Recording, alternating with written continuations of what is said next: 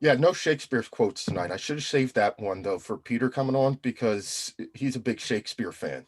Oh But I don't yeah. have any good. I don't have any good quotes tonight. Instead, and we still don't have theme music. What's up with that? That's true. Yeah, we got to get some theme music together. I got a couple of things I'm kicking around, but let me see what I can find. I got to send you some links. We'll get some theme music together. We need some Absolutely. theme music. Need We've a been doing this logo. We need show an with. intro. This is like year 4 of the show, and we still don't have theme music. We've been doing this forever, and we still don't have an intro, and we don't have theme music We don't have a logo. we or just a logo. Well, I can work on the logo, but we need yeah. to get like people might think that we're not professional. It's true. It's time for us to upgrade. Our logo is the picture we took at the pub. When we're like, "Hey, you look like me." It's like the Spider-Man meme. All right. Well, this buffoonery can only mean one thing. It is time for the worst 120 minutes in all of sports. That's right, folks. It is time once again for the Too Many Guys Soccer Show. I'm Mike. At least that's what the name on the bottom says. So I'm going to go with that. You ever feel like, Stead, if somebody changed your Zoom name, you might not know what you were calling yourself today? Pretty much. In fact, I changed our name to the name of the show once, and now I can't figure out how to go do that again. So I'm having to go back to use my regular name. I got to get that beforehand. Make sure my name is the actual show. So I'm joined, as always, by my partner in crime, producer extraordinaire, Stead. How goes it this week, sir? that's going pretty good. It's going pretty good. There's the aftermath of the ESL has been something quite fun to watch and to see how different pundits are coming in, and now we have Gary Neville believing that he single-handedly took it down and he will single-handedly oust the Glazers. This should be quite eventful television to watch as we wind down the Premier League season. Well, it is nice to know that Gary Neville did get Jay Glazer to say that he was going to sell the team. Absolutely. The only problem, yes. Wrong Glazer. And Jay Glazer, I want to applaud him. He has handled this beautifully. His tweets have been absolutely hilarious that he now has a new follower. Yeah, I'm all over it. I love it when he's like, I can't sell the team that I don't own. Yeah. His best response where he's like, okay. After long talks, I'll sell the team. I'll go ahead and sell the team. After long talks, none with my family. Not at all. I have agreed to sell the team that I don't actually own. We'll have Matt and Will on. I have to say, though, I would love to thank the fans for, the Glazers for giving it to me once again. Organized the best turnout for a game that I've had. People are getting vaccinated and everybody was showing up and we were having a great time. And don't you know, they postponed the game. Game canceled on account of acts of buffoonery. I'm so over United right now. Yeah. But we do have a special treat today. We are joined by my good friend Peter, who is going to talk a little bit of Brazilian football with us. We've been talking about this for a while because the only thing I think that is slightly more convoluted than player acquisition in MLS is the Brazilian soccer structure. So hopefully we finally have somebody who is going to make sense of that. And then later on, as Sean gets into the mood, we will do the finals of the finale of London Sean's MLS speed dating experience. Mm-hmm. And we wait with bated breath to see what MLS team, if any, he will choose to follow from afar this season. Yeah. I'm actually psyched for this Brazilian, the talk about this Brazilian football, because I feel like I could be a fan of like 4 teams as long as they're in different states. This is great. I get my Grêmio jersey if I wanted one. This is going to be really exciting. London Sean, hello. My friend from across the pond. Sorry for the delay. I had to let the cat in. I had to do all sorts, but I'm here now. We need El Gato number 2 coming in. Well, we can't name the English cat El Gato. That's true. I know. I don't know why I like that name. He's got a name. He's Loki, King of Gods. Loki, King of Gods? Yeah. Okay. Yeah, something like that. All right, we'll go with that for now. El Gato, who did he play for? Barcelona? No, El Gato, I don't know. There's been so many people named El Gato. That's true. Oh, there? Right, okay. That's a very common Spanish nickname. It is. I feel like every goalkeeper gets named El Gato. That's not the translation for LCUNT. It's not that. No. Okay. It means cat. It means cat, means Sean. cat. Okay. It right. means cat. Early morning, sir. Early morning. Early morning, It is yes. early morning. Mm-hmm. So, like I said, we want to welcome in Peter. Peter, you've spent a lot of time down in Brazil early in your teaching career. Your beautiful wife is Brazilian. Your kids speak Portuguese. In fact, one of the funniest things in the world was the first year that I was working with Peter. He came in and he was speaking to his daughter, and it took me a minute to register that they were speaking to each other in Portuguese. Occasionally they do that. But while you were down there, you became a fan of Brazilian football. I believe the story goes something to the effect of, weren't you living over near the stadium that was the rivals of the team that your now father-in-law supports? Yeah. Well, he's passed. He passed about 10 years ago. But yeah, I lived. So there are two teams. I lived in Campinas, which is a small city outside of São Paulo. And there are two teams, and they're huge rivals. It's one of the biggest rivalries in Brazil, if you don't count kind of the major cities. One is Ponte Preta, and the other one's Guarani.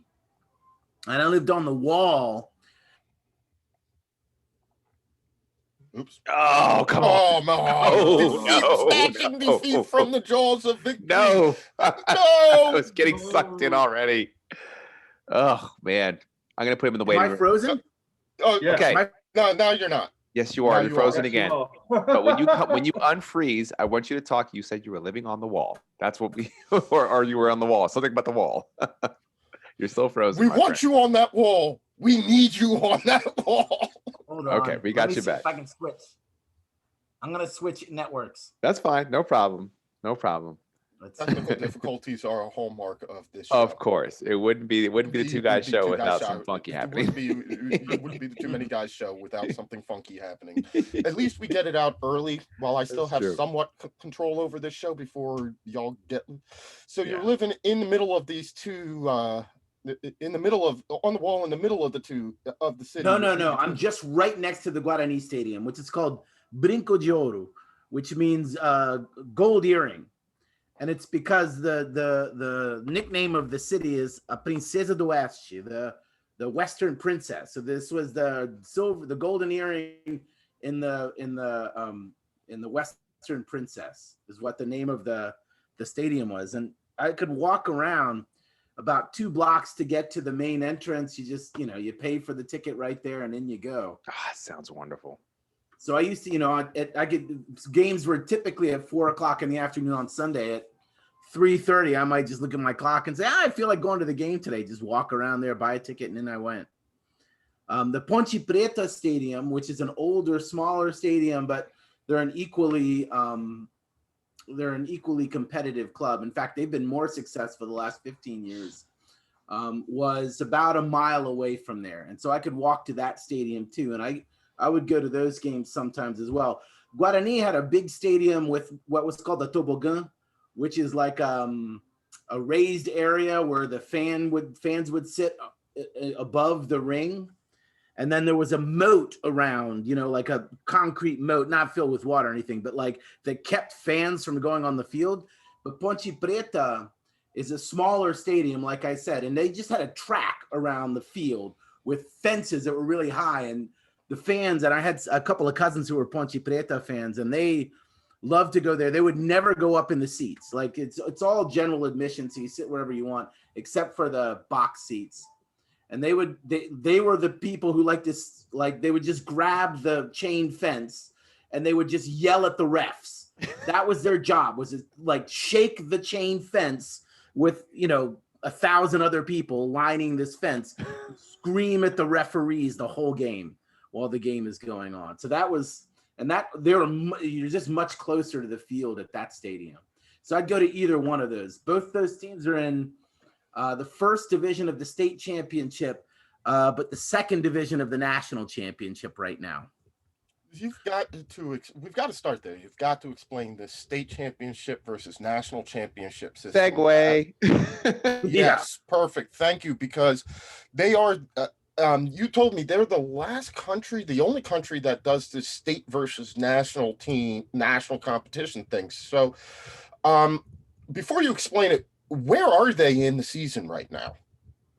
They are in the state championships and different states are different because different states paralyzed games, stop games at different times, but depending on the pandemic. So Sao Paulo State stopped games for about 4 weeks in the middle.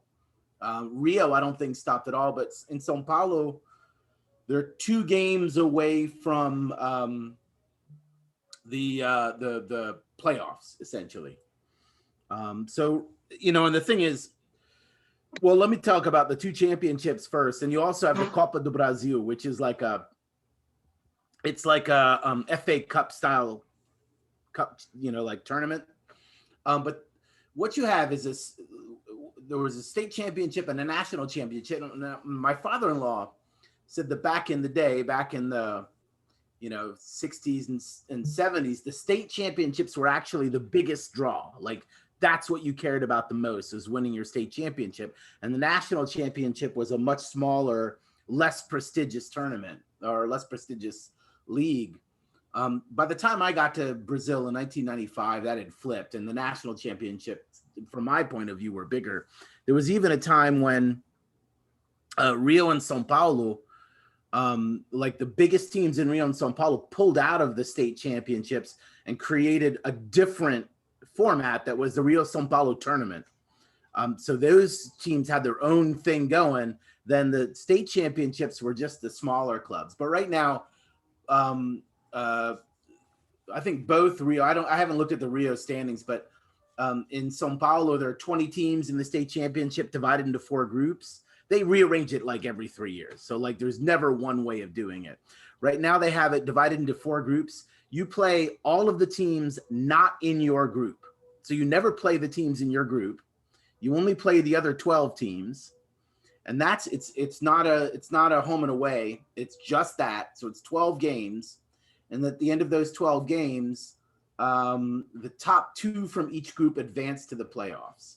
So half the teams advance to the playoffs. I believe the bottom 3 teams overall go down to the second division. Although I haven't looked at the regulations this year. Some years they have a little tournament to see who actually goes down gets relegated.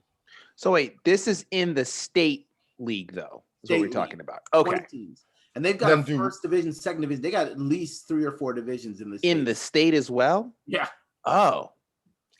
And do all of the states do it the same way, or is it kind of like the states just do what they want to do and they make it up as they go along?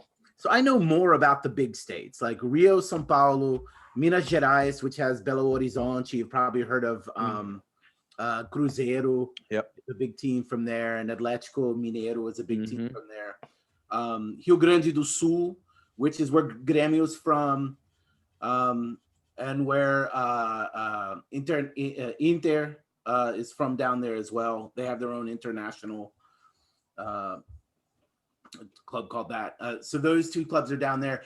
All of those states have their own championships. They're big enough to do that. My understanding, and I've never followed it super closely, is that in the north, where you have fewer municipalities, much more rural, fewer teams, they do a sort of a combo championship, or at least they have in some years. But that's only some of the states, and that may be like the Rio Sao Paulo. It may have disappeared, and they're back doing state championships. But I think pretty much all the states, certainly all the big states, all the populous states, have their own championships and tons of teams in them. So that after you win the state what is the how do the state and the national championships connect in any way? No, there's no connection whatsoever. National championship has 4 or 5 different tiers, just like the Premier League, the championship, whatever, on down. It's like that. They have their own tiers. Has nothing to do with the state championships. At times, placing a certain place in the state championships got you an automatic berth into the Copa do Brasil. But the truth of the matter is, I think now they basically have 25 or 30 automatic berths into the Copa do Brasil, and then they use the state championships to fill out the rest. So you get, otherwise Copa do Brasil would be, teams almost all from certain states, and they want to have representation from all over the country. So so that's one connection to the state championships, I think. But So a team could conceivably finish mid to low table in the state championships and have that bear nothing on their ability to win the national championship. Nothing. Although it's interesting. The big thing for the state championship, especially for small to mid teams, is developing players and then selling them to bigger clubs. And that's where one of the things I said I could talk about is the Le Pelé, which really hurt the little clubs, because it used to be that players, if you signed with a club, you were on that club until they sold you. And so there was a vested interest in these small clubs to develop players and keep developing them until they really gained skill and value, and then they would sell them to big clubs. But now Le Pelé, what it did was which is good, like the players are no longer kind of like, I don't know, indentured servants to the different clubs. Like once you sign, you've signed your life away kind of thing. Now you're signing it, it's like everywhere else in the world. You're signing a contract for a certain number of years. The problem for these small clubs is that it used to be, they'll sign kids at 14. And so they'll sign them to a 5 or 6 year contract. And right when they hit 19 or 20 and are starting to get good, their contract is up. You no longer have any value from them because they can just sign with somebody else right away. So now the small clubs have a much more vested interest in selling kids at younger ages or signing them at later ages and not paying them when they're so young.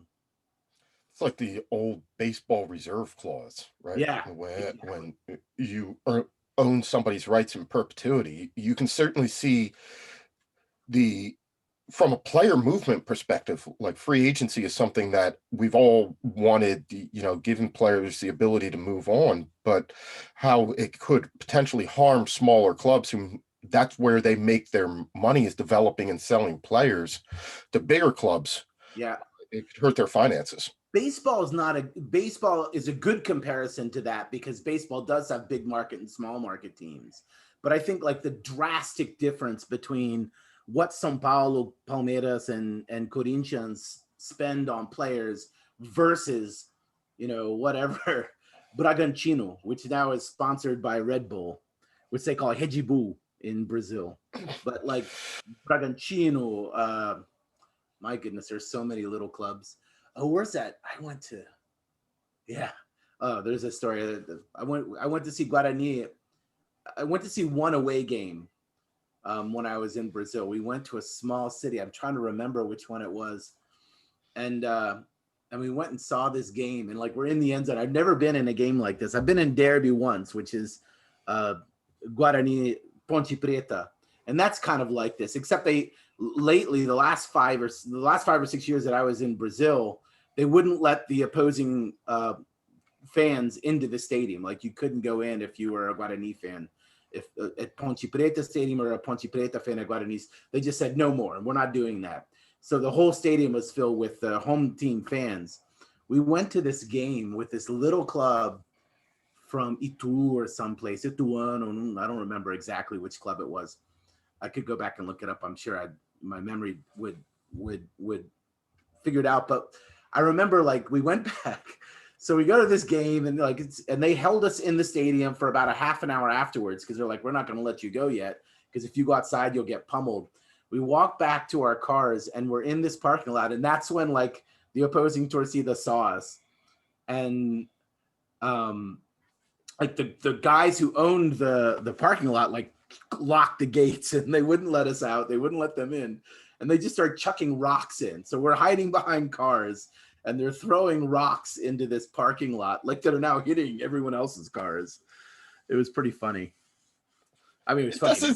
It doesn't sound funny. It sounds quite frightening. It sounds like the opposite of funny. I felt reasonably safe. I was hiding behind a car. Now, if those gates had opened, I'd have felt pretty unsafe. Okay. I thought that you were taking your life into your own hands when you were an away fan in Philadelphia. Hey, that's true. You haven't done that recently. You might get a couple of insults hurled at you, but you don't have to worry about locking people in parking lots behind cars so that they can avoid big rocks. I think generally American fans are much more polite than fans. Like you Absolutely. They just like you just buy tickets wherever you want to get in the stadium and you just go in and watch the game, and you might get yelled at and heckled and teased and stuff. I mean, I know fights break out and things like that, but please, I've seen more fights between the same supporters as opposed to the opposite team. So, if you can't going back, so how does the national championship work? I think that's the one that we're all used to following. Okay, he's frozen again. Yeah, he still might be able to hear us. But when we get Peter back, we'll talk about the national. I remember championship. Hold on. All right. I like how it tries to catch up because it sounds like you're just on fast forward. Works for me. Mm-hmm. Can you hear me? Right. Yeah, we can hear you. We got you. All right. Now I was going to tell a story though before we get to the national championship. Great. I remember one time I was on the toboggan, that raised area, which is where the Guarani fans sit. And I don't remember who the guy was. Like there was always, this is a good example of like Brazilian architecture. Now I can't say too much because I know the guy who designed the toboggan. Like he was a friend of the family. So I don't want to say about. There was a huge police presence at any Brazilian game. The police would line the sides of the toboggan. Like there was a line of police on one side and a line of police on the other side. It was long. I mean, it was 200 yards long. So it was, it wasn't a small piece of architecture, but I think they wouldn't let people sit on the edge because they were afraid it was like, if too many people sat on the edge, it would fall off. And when it was crowded, and it was crowded every once in a while, and people were jumping up and down, you could feel it move. I mean, that thing would move. But so there's this line of police right next to where the Guarani Torcida is, the fans. And there was one guy, and I don't know what he was doing there. It must have been Cruzeiro or somebody like that. I don't remember the team they were playing. But it was like a team it was a big team, but from out of state. And he was like cheering for them. He was sitting right behind, and people started to notice. And so all of a sudden, everyone turns around, and they're all yelling at this guy, and they're starting to advance on him, like slowly going up the stairs. And you can see like anger in people's faces. Like this was not, your American football game, like where you got the one hater in the crowd. Yeah. So the police who are lined up here so the people can't sit on the far end of the toboggan, they like start moving over and they surround this guy so that the Torcida can't get to them. And finally they just like in a little ball of police presence, they escort him out. They're like, you can't sit here, dude.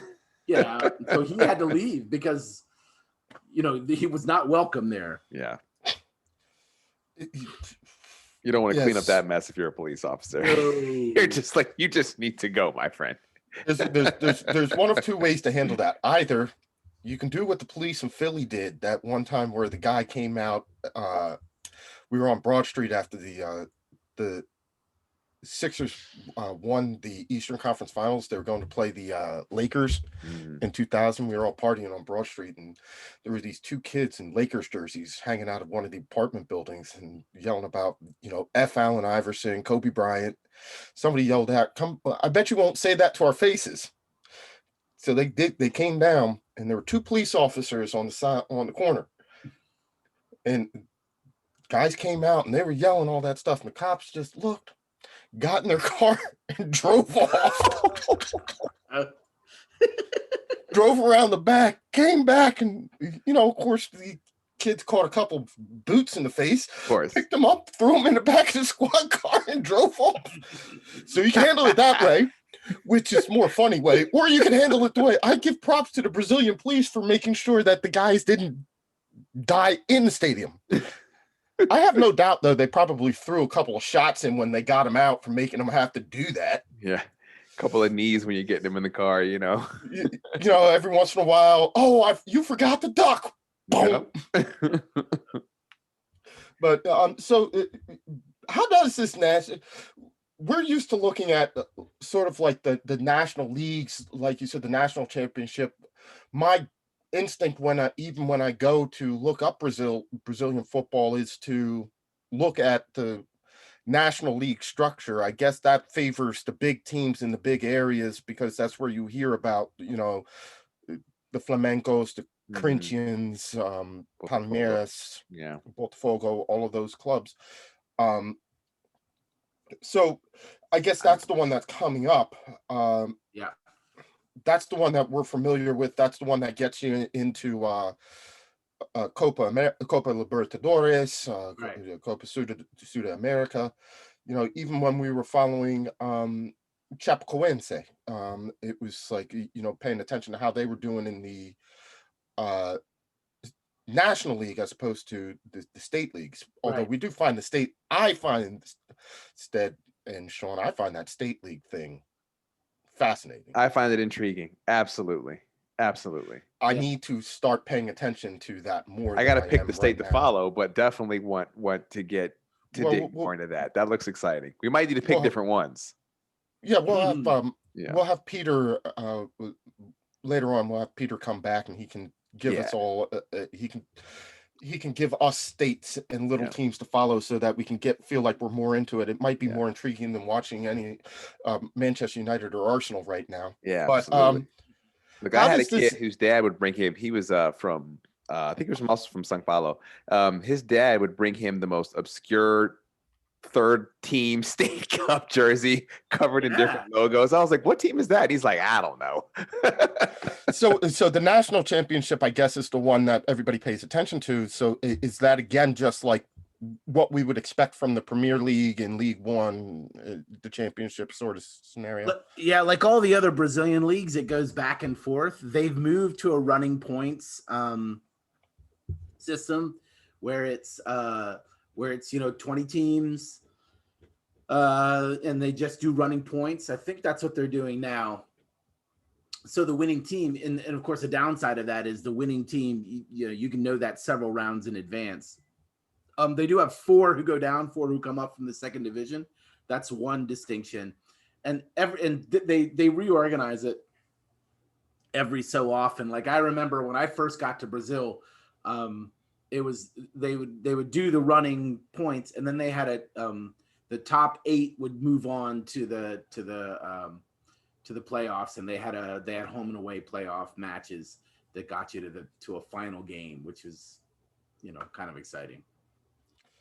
It sounds like they just sometimes, not to hate on Brazil, I don't know whether they're being adaptive and just, hey, we're going to try and fearless and we're going to try something new, or they're making it up as they go along. It's a combination of those two things. Plus, like how can we confuse everyone so we can like steal some more money from this whole, arrangement. There's a lot of corruption. I was figuring that not everything was benevolent. Go ahead, Sean. Yeah. We have 92 professional teams in the UK in the sort of English league. How many teams are there altogether then? If you were to add all the teams from all the divisional championships you're talking about, how many have you got? I don't know. I mean, there are at least 2 or 3 divisions in São Paulo. So that's 3 divisions of 60 teams in that state. In that state, okay, right, okay. Because I was looking where we've got a player. We bought a player directly from the Brazil League 2 years ago called Gabriel Martinelli, and Martinelli was playing for Ituano. Yeah. That's Itu. It's right down the. Where are they? It's where in São Paulo. Okay. It's in São Paulo, and in fact, Campinas, which is Itu is close to Campinas, where I lived for the first 6 years that I was the other. I was in Brazil for 15 years, 6 years in Campinas, which is where my wife is from, and then 9 years in São Paulo. But we'd go back to Campinas almost, about every other weekend. So okay. Itu is a small city outside of Campinas. It has a really great German restaurant if you ever get there. Right. Okay. So what? So what? Was he coming from a lower league in São Paulo? Then was it like Ituano is in a the top team? yeah. Ituano's in the top league in the top state. They're top in their top division in the state. Right. They're probably in the second or third division in the National League. I'll have to look it up. Right. But yeah, they're a reasonable club. They just beat Ponte Preta yesterday, which is that team from Campinas Okay. that I was talking about. No, we want more of him. So I'm just trying to find out where should we be Absolutely. sending the scouts to find more Martinellis. Let's Well, get there about are three, £2 get about million 3-4 but- more of him. Absolutely. There are It over sounds like 800 what. Yeah, go ahead. It sounds like Peter's about to tell us. You said there are 800 teams. No. I don't know. I can look it up. No, you don't need to worry about that. No, but shoot, Sean, let's charter a flight, man. We'll go down there and take some that's videos. what I was about to say. Hey, we're coming. No, what I was going to say is that there are over 800 Brazilian players playing overseas, not playing in Brazil. Wow. Okay. Yeah. That's one of the chief exports. I know, beef it's crazy. And soccer players. Oh. Yeah, Steakhouses I and used to soccer always players. comment how every national team, you'd always find some random guy who you're like, he doesn't look like he's from there. And then you find out that he's got a last name that's very Brazilian and Portuguese sounding, and his first name, he'll change it to whatever. I'm thinking of I think Marco Aurelio played for Turkey and he changed it to Mehmet Aurelio. It's like, oh, there's another one. Yeah. Yeah, there was a guy, And I used to live in Japan, and every Japanese team in the J League had at least one Brazilian professional because of all the immigration between the two countries. They were everywhere. Yeah. there's a bunch in MLS. I know Ilsinho on the Philadelphia Union is Brazilian. They've had a fair few there. DC United's had several. Who was the Arsenal player? Was he Brazilian? The one who used to play for Croatia before he hurt his knee? Yes, he was. Eduardo. Eduardo. Yeah. Eduardo. Yeah. He played for Croatia. The Brazilian Croat. Yeah. I think he had an IC to the end of his name, to make him fit in a little better. Eduardo-ish. He could score a goal though.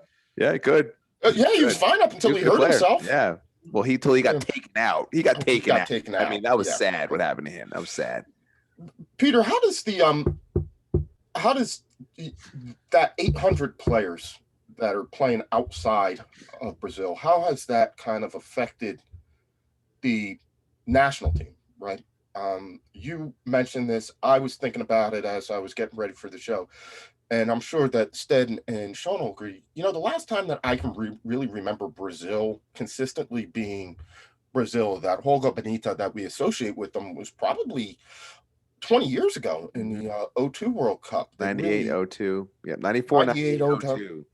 Yeah, that 8-year stretch was really something special. Yeah. And But they still were mostly players who played overseas. And if you talk to my father-in-law, which obviously you can't do now since he passed away, but he talks about those teams of the 80s had Socrates and sort of that generation of players was the last generation of players that was like o jogo bonito. Jogo bonito is that the beautiful game, right? And since then, because so many players go overseas and they often don't start in Brazil. They often go overseas at such a young age. They go do a tryout at Barcelona. Barcelona pays for them to stay,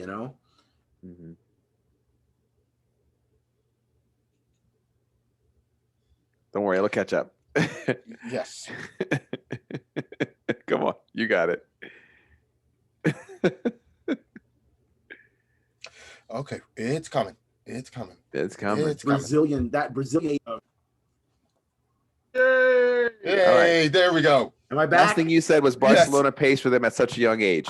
Yeah, that they get trained to play, Spanish soccer or English soccer, Italian, whatever, and they're not. Of course, they grow up in the sandlot by their house, so they play Brazilian soccer in that sense. But I think so many of them are trained to conform to the European ways of playing football, and it changes the way, like Brazilians, like that, those great 1970s teams with Pelé and Garrincha and all those guys. Jairzinho, Yeah, Mhm. I mean, those were like they just played differently, and they played differently because they played in Brazil their whole lives. Pelé left Brazil, when his career was over.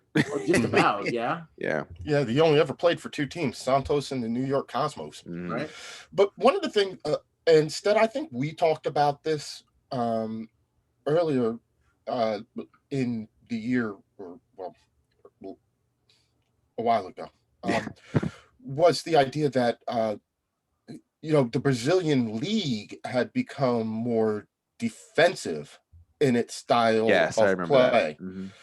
And how one of the coaches that had come over, who was an ex-European manager who was going in, had this new idea of like actually playing offensive soccer.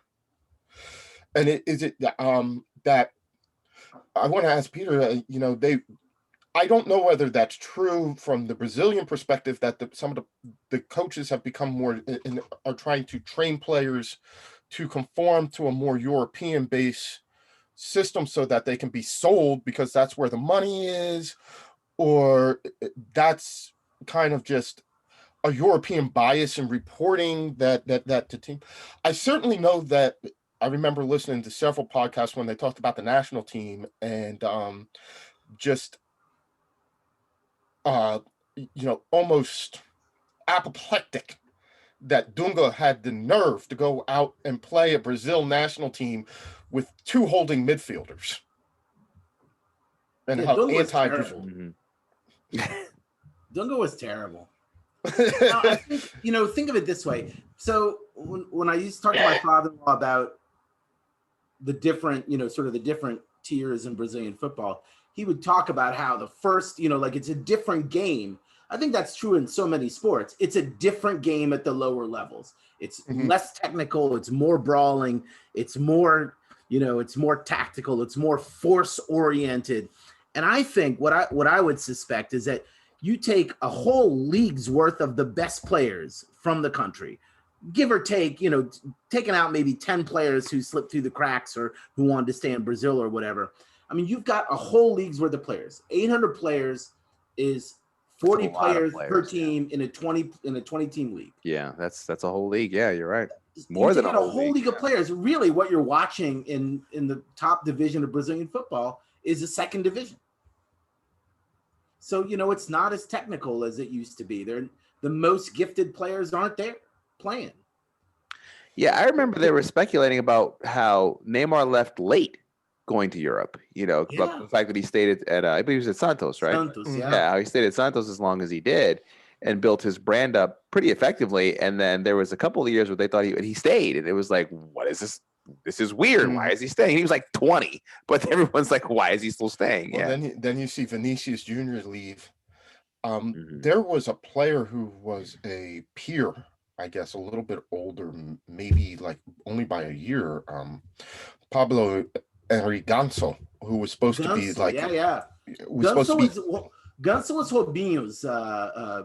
Ganso and Robinho were on Santos first, Mm. and then Neymar came on like after they had left, but Robinho came back. Yeah, and Gonzo was supposed to be like every he was supposed to be as good, if not better, than Neymar. And a couple of knee injuries and some inconsistent play later, and you've never heard of him. Yeah. He came back and played in Brazil after that. I saw him, but he wasn't the same. The thing about Ganso, he was a distributing player. He was the guy whose job it was to beat the first guy, break down the structure of the defense, and then find the creative pass to the goal scorer. So like he was the guy who found Robinho. Robinho made, he would break down the defense, find Robinho with a pass. Robinho would beat one guy because there's nobody left because of the way Ganso played, and Robinho would score. That was Ganso. And like I think those guys, those creative passers, sometimes they I don't know, they just lose it a little bit. Oh, he had a couple of serious knee injuries. Yeah, I know he did. And that certainly had an effect on his career. Are we talking to you from? Are you talking from Brazil? Pete? No, he's talking from Rockville. he's talking from Maryland. Sean, you're the only person who comes in from a foreign country. Okay. Because I was going to ask, where were you on the 8th of July 2014? Does that ring a bell with you? Oh God, don't ask me that. 'Cause I came. That was the summer I came here. So like all these people in the United States who don't even know soccer. Well, are like, oh, Brazil, sorry. And it's kind of like, Well, you were saying that maybe something has been lost in the Brazil national team because players have gone to Europe. That's what you mentioned earlier. And obviously, I think if we look at the Brazil team that played in that semi-final, in that fateful World Cup against Germany, most of that team were playing in Europe.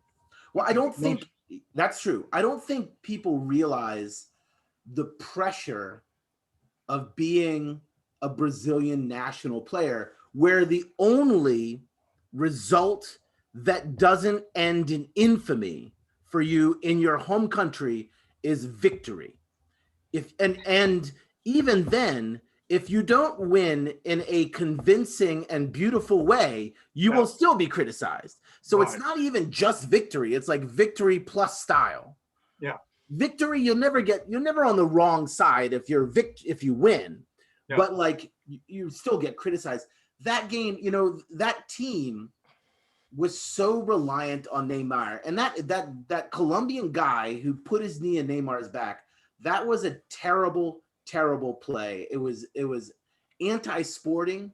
It was dirty. It was just flat out dirty. It was. That was a dirty play. And yeah. So it broke the Brazilian team. That broke the Brazilian team because that team was riding emotionally and spiritually. You saw it in when it comes back, but you even saw it in the coverage in the intervening games in between the quarterfinal and the semifinal when you would see like the paparazzi pictures of Neymar holding his back and limping, and just like that team could not overcome that, right? Mm-hmm. But you say that, Mike, but then they could have learned from 98 when Ronaldo was ill before actually. Do you remember the whole hoo-ha when he was in the team and then wasn't in the team and then I remember back in the team and and then he was pretty reliant on him as was shown in the final where they got whooped in the final. Yeah. Didn't they? Mm-hmm. So, each team has a different, but then they did come back 2 years later and win the Olympics. No, they won. They only won the Olympics this past time in Rio. That was the first win. That's what I'm saying. That was the first time they ever won the Olympics. That's what I'm saying. I think you're not talking about 98. You're talking about, okay. Yeah, I'm talking about the 2014. Okay, the 2016 team comes back and wins the Olympics. Now, what that means in the grand scheme of things, who knows, right? Because the Olympics is not necessarily a great indicator of future success for the men's game, but it was a tournament win, it was a tournament win, and it was in Brazil, and it certainly had to go some ways to. I don't think you'll ever forget that particular game. I mean, what was it? Marco Reus used it as his as a greeting in 2008 or 2018 for New Year's. So Brazil, he had 20 and then the scoreboard from that game trolling the Brazilians. I thought it was kind of cheeky and loved it, but that was one of the darkest moments. Peter, we really want to thank you, and we're going to have you come back on especially this summer when we get into Copa America and talk a little bit more about South American football. So it was great having you. Thanks so much. Yes, for absolutely. coming on and thanks for having me. It was fun. Yes, sir. Yeah.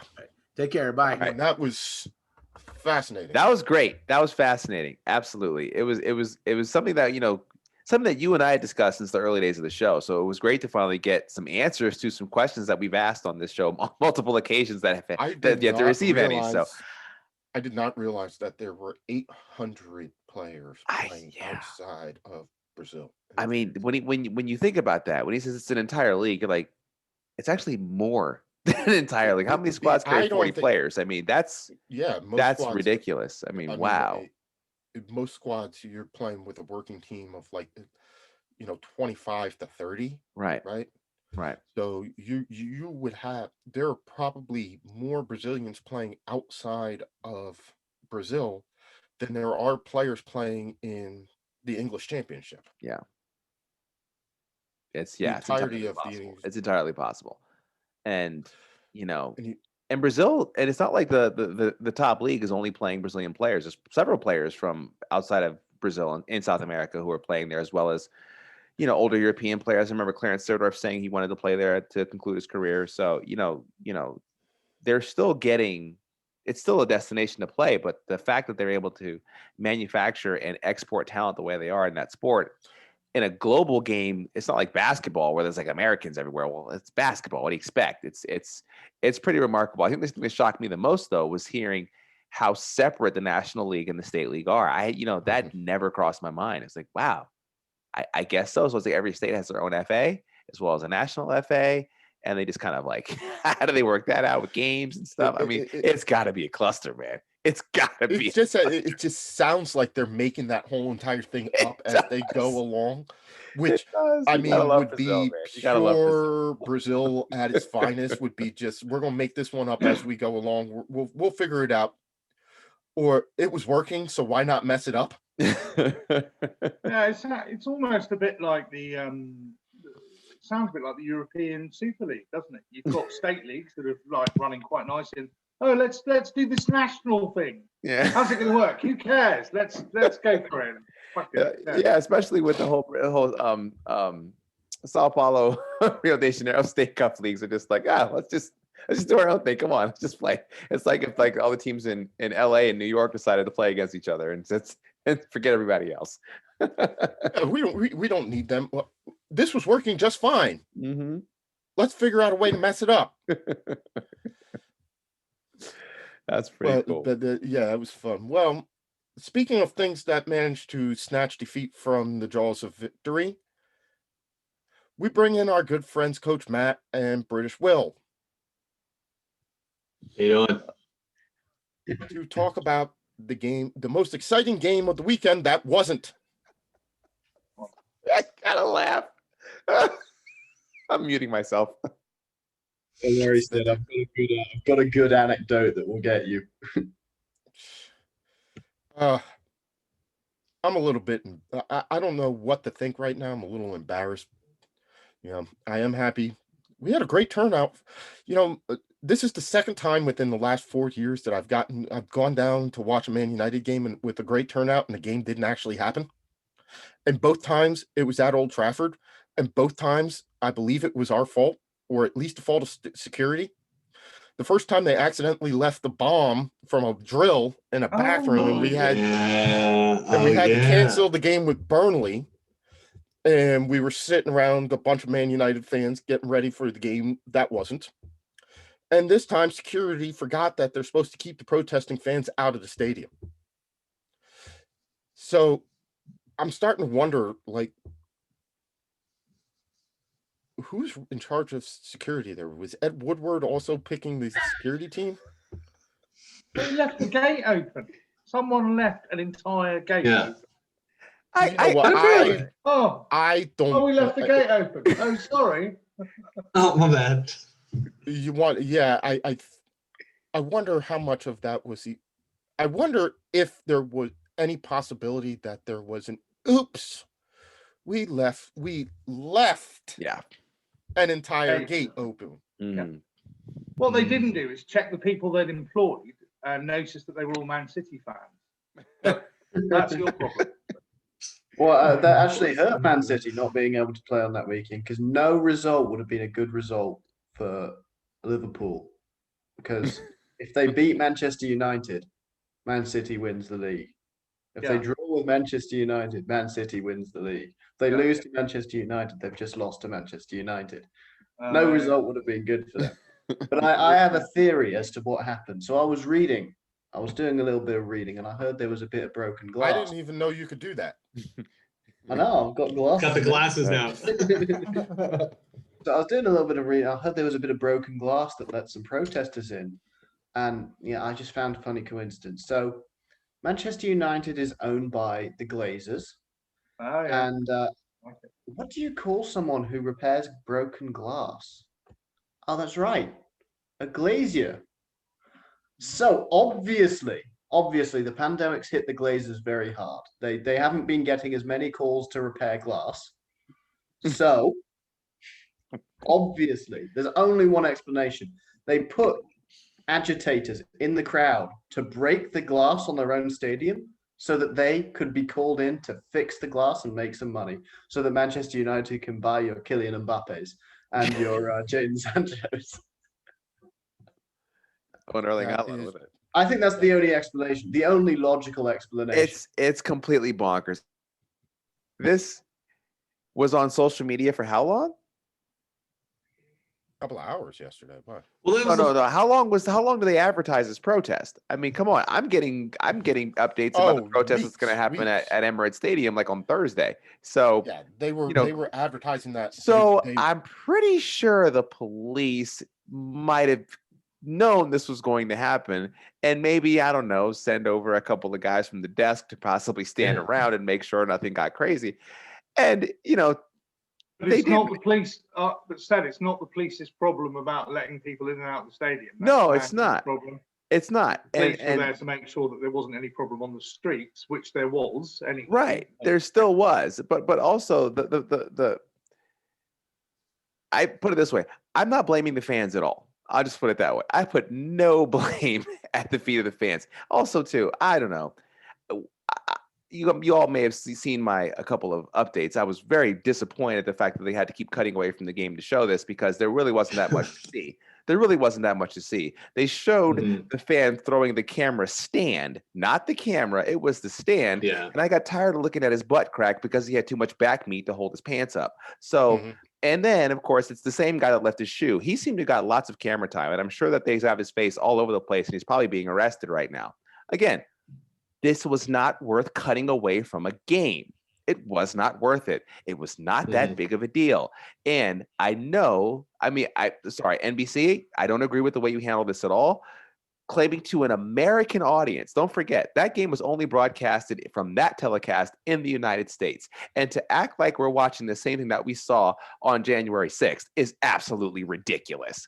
It's absolutely ridiculous. I thought that their coverage was awful. I thought it was awful. Yes. I feel like they wanted something to happen, right? Like they just kept being like, all right, let's just keep it on just in case, like Old Trafford. Did you see Arlo White? Arlo White is standing there outside on a camera phone, and he's hushed away like he's hiding behind the water. And now they're gonna do it, and I'm watching them, and he's infiltrate. Like, no, they're not. Stop. Just stop. It was so appalling and it was ridiculous.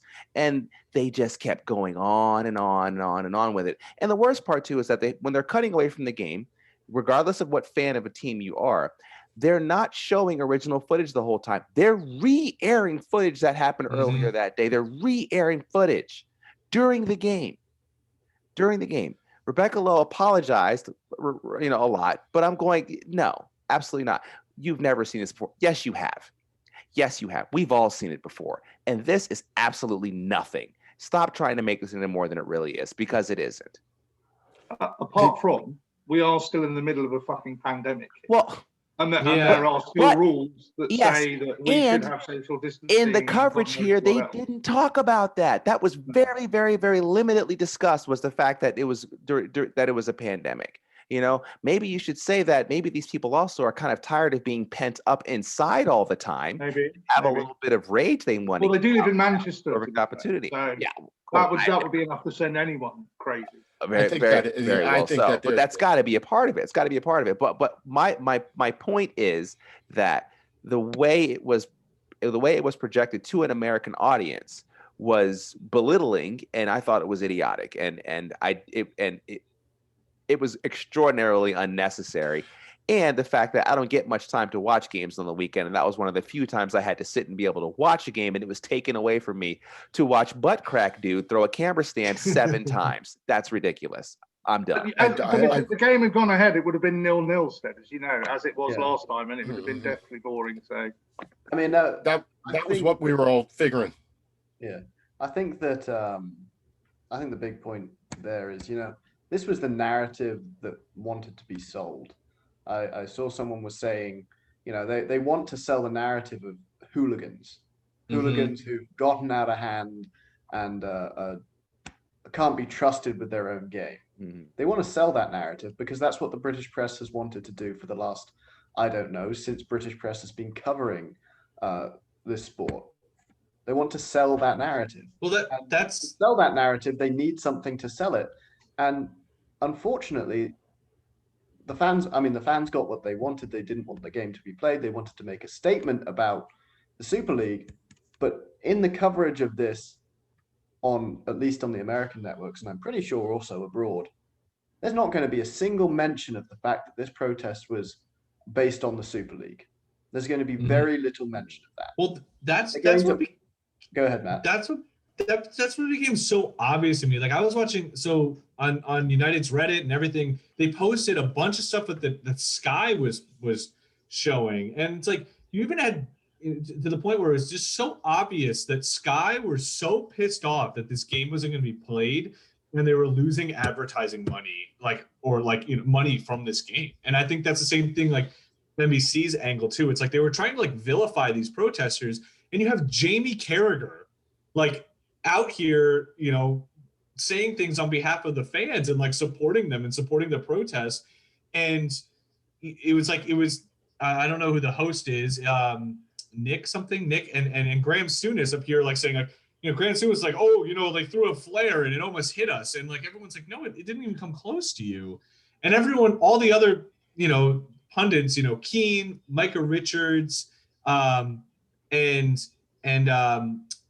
Gary Neville and Jamie Carragher are no, that this is not, they're not hooligans, stop trying to sell this point. You guys are just angry that the game isn't being broadcast and you lost money.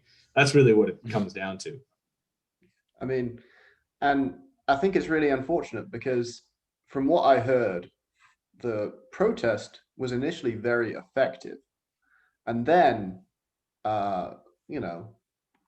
it went from being effective to being ineffective in the fact that there were people that were doing the wrong thing and they were destroying property. And the second that you destroy property, you immediately it turns into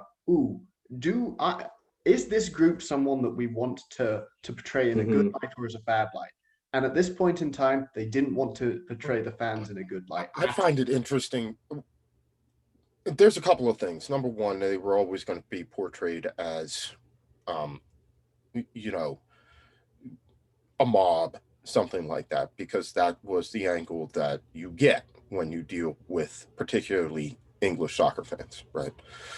Somebody wise once said that violence, stuff like that, is the language of the unheard, right? And you've got a group that has felt unheard for the better part of 16 years, right? Will you say it was proving effective? In what respect? The Glazers again reiterated the fact that they're not going to sell, that the prestige of owning Manchester United is too great for them to care a lick about what the fans say, and that the only way that they will be ousted is if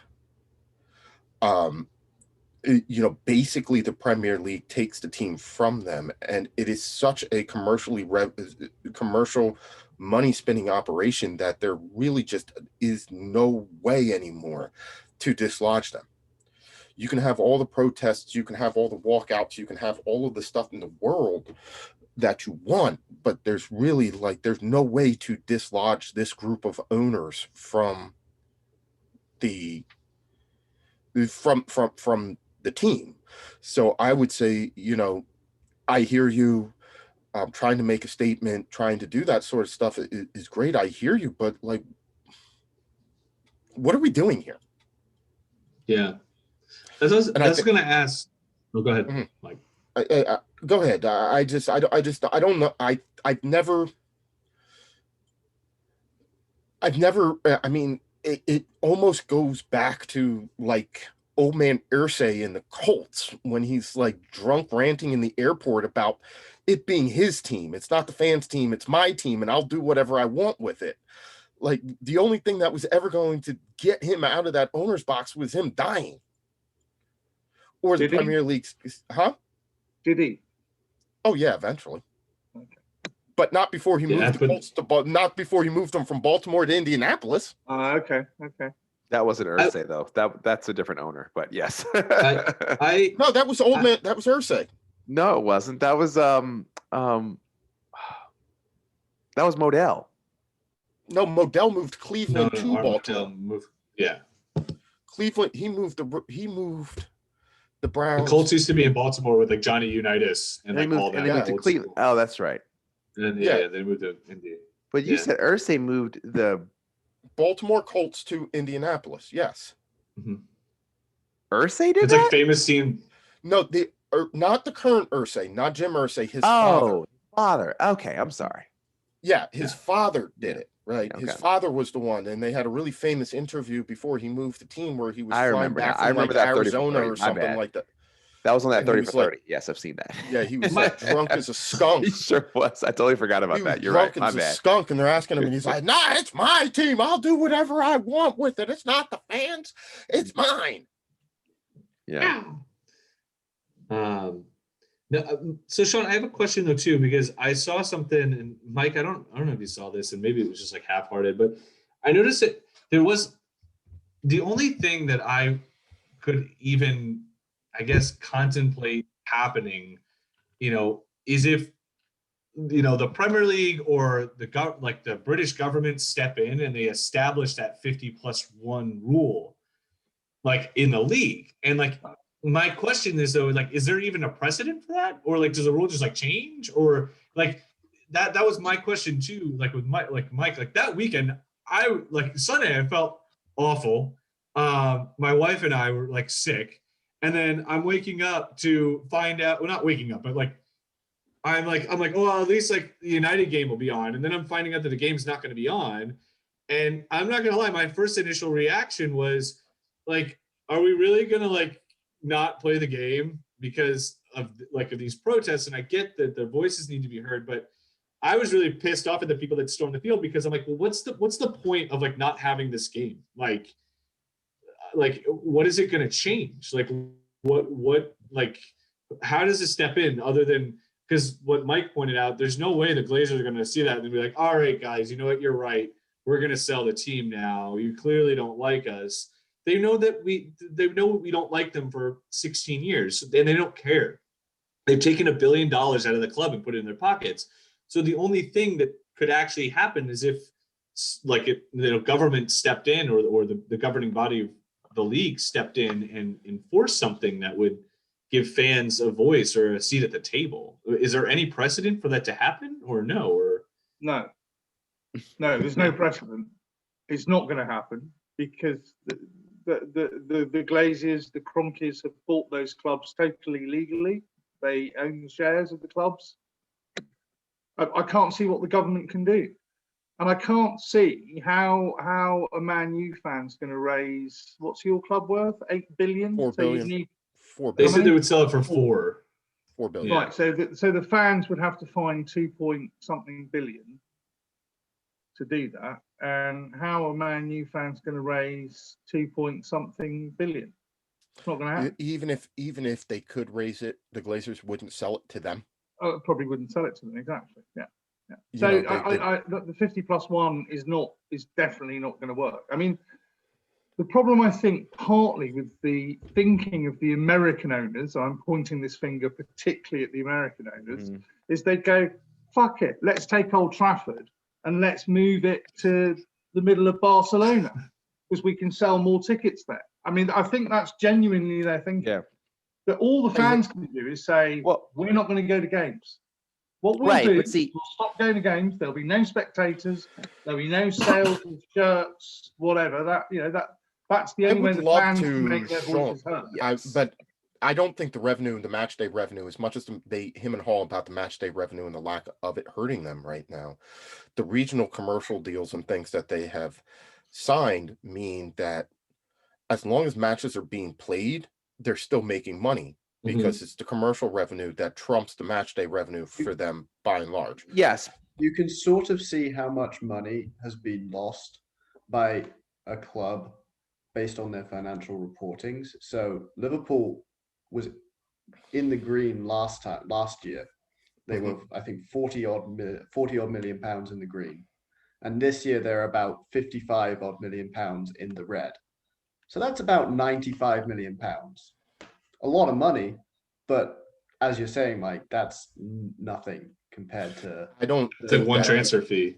Yeah, but Yeah, the and I TV don't money's think going that's down, Will. The TV money is dropping like a stone. well, like this that's is the issue. yeah, but It's- see, the current the money they're making off deals are it's obviously kind of like already set in stone and stuff. But like, yes, if the fans truly want to say that they are protesting, they cannot support the team in any way. You can't buy any merchandise. You can't watch anything on television. You can't shop in places that sponsor that club.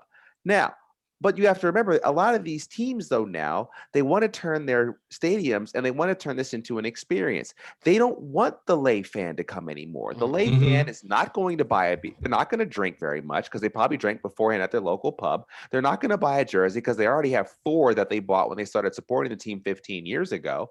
And so they're just going to come, they're going to go to the game, and they're going to leave. That's not who they want to go to the game. They want me to go to the game. They want me to fly in from DC with a friend and say, this is an experience. This is a And your credit card. This is the reason why I've come here, and I'm going to buy merchandise. I'm going to make this an experience because this is probably the only time I'm going to get to go do this. And they want to come to the game.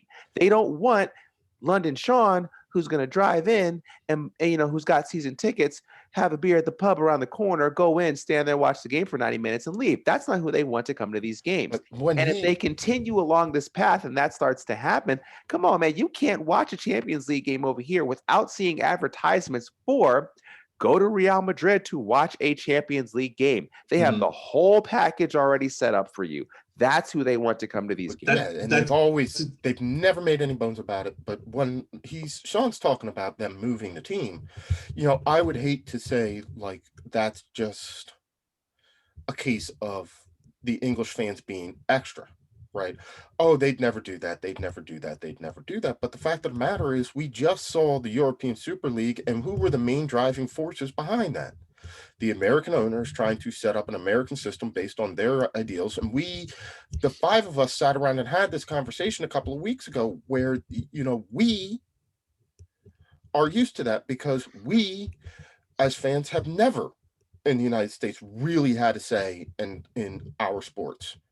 Whereas they're used to having some sort of involvement with the club. When you talk about a team that was listed publicly on the stock market up until 16 years ago, literally the fans could have ownership and a say in their club, right?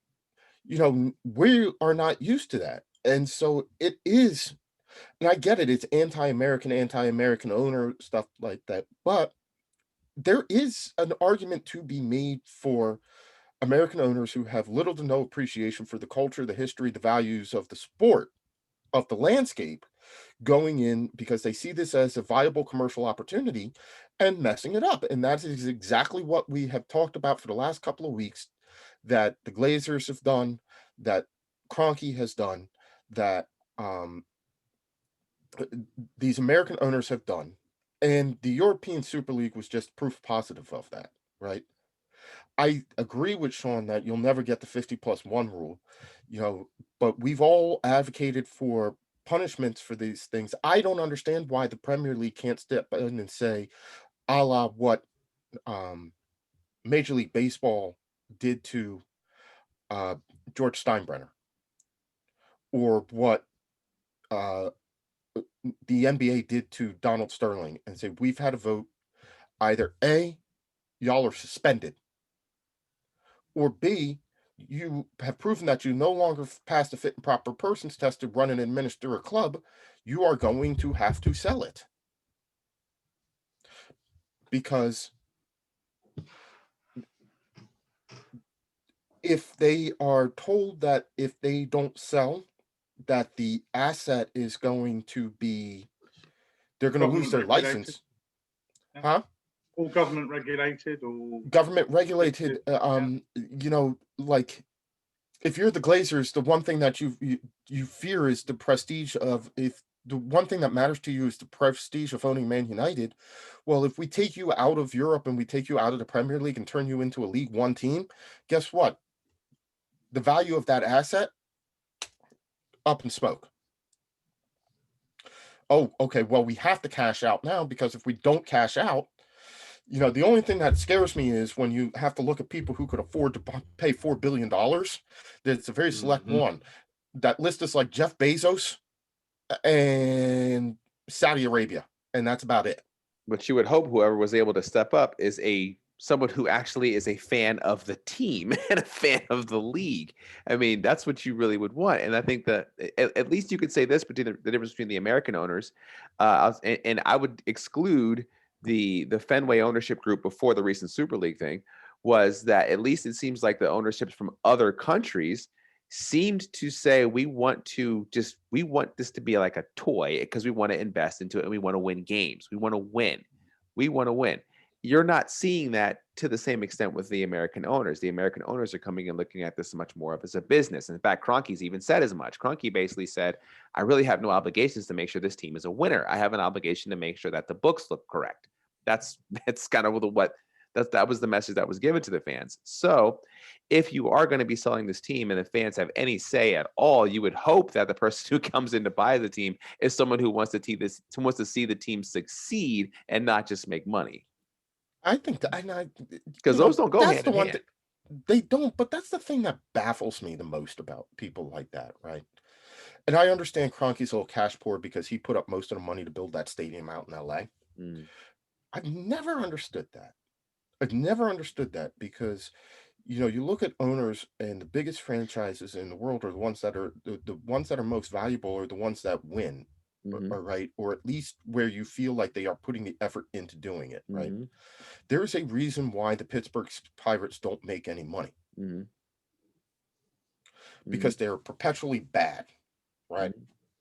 You know, we are past this point where all sports is regional. If you put the money in and you build a winner, people will pay attention. You can, especially in the United States. Any team can win in the United States if you just invest in it. Absolutely. Yeah, but I feel like that model is starting to change, though. Like I feel like they're like owners are trying to find ways that like exactly what Kroenke is doing. Like, I mean, when was the last time like the Dallas Cowboys were like actually considered a threat, or even the Washington football team, and they're always ranked as the top teams in terms of value. I think the thing with the Cowboys is, though, okay, can anybody deny Jerry Jones's desire to win?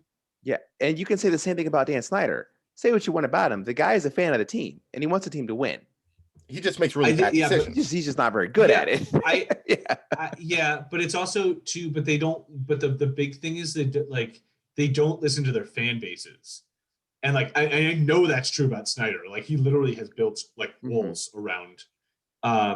It's like they end up. They're so far removed from their fan bases and like making investments that, you know, I'm not saying, you know, owners should be, you know, weighing in with their fans and stuff like that, but that like that franchise, like I'm an owner, like exactly what you're talking about, Irsay, Mike, of like, it's my team, I'm going to do whatever the heck I want with it. And I think owners are trying to find now ways to make their team make money or earn value even without it being dependent upon wins and losses. I think that's what we have seen that. I've seen that though with Sean will remember when Mike Ashley first bought Newcastle, right? And he would sit with the fans in the stadium, and he'd wear odd Newcastle jerseys, and wasn't it Arsenal, Sean, that they wouldn't let him into the owner's box if he was going to wear a jersey, so he tried to sit with the traveling fans, and we saw how that ended up going, right? They didn't Yeah, win. The ownership, the fans started to turn on him. He lost interest in the club as a result, and look what's happened to Newcastle, and he hasn't even been able to get rid of them. 300 million as well. Yeah, and so there is something to be said about it. Like a very wise GM once said, if you listen to the fans, you're going to be sitting with them. Mm-hmm. Yeah, I think so. And I wouldn't advocate any owner should like directly listen to their fan base in that I'm way. not saying But Matt, and Matt, I'm not disagreeing. Yeah, with you. I I get what you're saying. I get what you're saying. I'm saying. But you know, but there has to be something about an owner who actually finds joy in watching the team succeed. They have to enjoy that, and you know, and just the fact that being an Arsenal fan, hearing what the Spotify guy's doing, but there's also Aliko Dangote, I think I forgot his name. He's from Nigeria, and he's a big Arsenal fan as well. He's worth like $9 billion. And so, but these are fans of Arsenal who are like, look, I want to buy this team. I want to see this team win. I remember when they used to win trophies and they used to compete for titles, and I want to see that again. So you have a fan like me who's sitting there going, oh my God, yes, let this guy get the team. Is it guaranteed that the team's going to be good under him? No, but at least there's the satisfaction of knowing that the guy who is, at least there's, Mike, we lost control. We lost control. It's right on time. It's 9:45. I need some sweet tang. Take some tang, baby. Look, Stendo, I wanna warn you right now. So I don't want you to fall for that Nigerian prince, like that Nigerian prince offer, because it's not real. All right, it's a fake thing. He not him. This guy's got his money. This guy's worth about $11 billion. Nigerian prince. It's a scam. Whoa, he's gonna ask Kroenke to send him a check for $10 billion to buy the that'd team, be different, and he'll though, but Venmo this him guy, back. he's not royalty. royalty. It's It's Cash App him back. Cash App. Hey, Venmo me the money back. Careful before he sells Kroenke an airport that doesn't exist. Oh, you wanted Arsenal from London? I thought you wanted the Arsenal that played in South America. Brazilian Arsenal. He's gonna. Hey, look, there was the whole entire 30 for 30 on the guy that tried to buy the New York Islanders with the money that didn't exist. That's true. That's very true. There's something comforting about knowing that the person who owns the club has the same desire to watch the team succeed as the average fan. There's something comforting there. That was my point. Even though Matt and G just totally just like elbowed me off the rails, but rightfully so. Okay, it was funny. So, both of those are very funny, and it wouldn't be two guys if something like this didn't happen at about 8 minutes to 10, as it does every single time. The talk was just basically the point that Stead and Mike, you were making a little bit. Mike, you were saying, teams that win make money. That's obviously not quite as true as it seems, especially with cases like Arsenal. Like, yeah, if you win more games, you're going to make more money, but you have a captive audience. I mean, as a football fan, you can't change your allegiance at all. I mean, you can. There are people that change your allegiance, but as a football fan, you're generally going to stick with what you got when you got it on the day. Mm-hmm. So you said, okay, I'm going to support Liverpool. In 2003, you say, okay, I'm going to support Liverpool. They're the team that my coach supports. They're the team that I want to support because then I get to play on my coach's team. And then, 14 years later, 18 years later, you're still supporting that same team.